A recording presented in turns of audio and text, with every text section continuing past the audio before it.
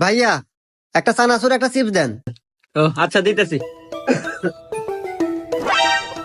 এই যে ভাই, এই নে ধর। ভাইয়া কয় টাকা হয়েছে? হিসাব করে দেখতে হবে ভাই। চিপস 10 আর একটা চানাচুর 10, মোট 1010 টাকা ভাই। আচ্ছা দিতেছি ভাই, এই নেন। এ ভাই এনে না 10 টাকা দিলেন মাত্র।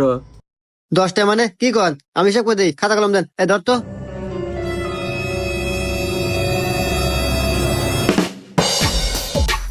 2 2 2 2 1 1।